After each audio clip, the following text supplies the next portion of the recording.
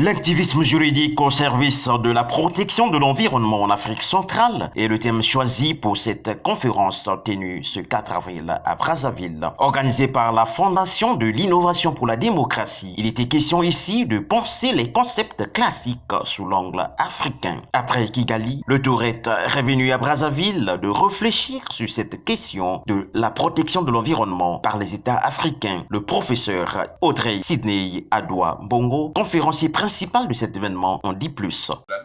Mais c'est aussi une question des citoyens que nous sommes.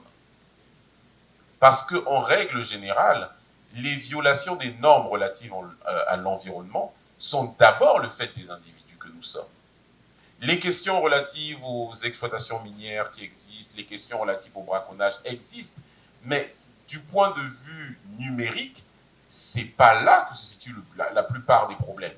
Je prends un exemple, l'exemple que j'ai pris sur les nuisances sonores. Le doyen qui est entouré de 2 bars, ça, ce sont des personnes privées qui font ça, qui portent cette atteinte à l'environnement, aux nuisances sonores. La personne qui va faire du braconnage, c'est une personne privée qui fait ça.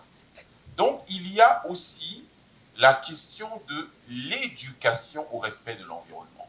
Quand on était un peu plus jeune, dans une société qui, le doyen a coutume de dire, la société a changé à mon insu. Donc, dans les sociétés où nous vivions, c'était une composante de l'éducation.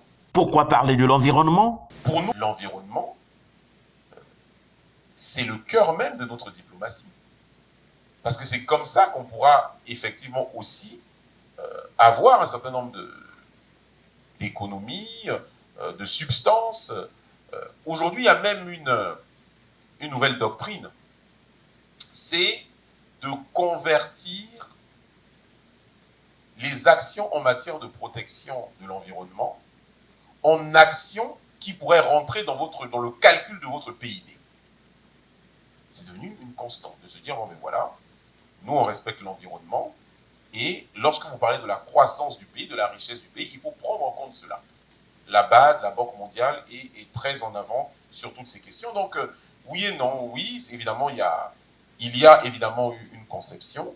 La Fondation de l'innovation pour la démocratie entend multiplier ces genres de rencontres avec des thèmes aussi variés dans le but d'édifier le public et permettre aussi aux États de prendre conscience face à ces questions. À noter qu'elle est une organisation panafricaine à but non lucratif dont l'objectif est de contribuer à faire émerger les modèles de démocratie inscrits dans l'histoire, les cultures et les territoires africains.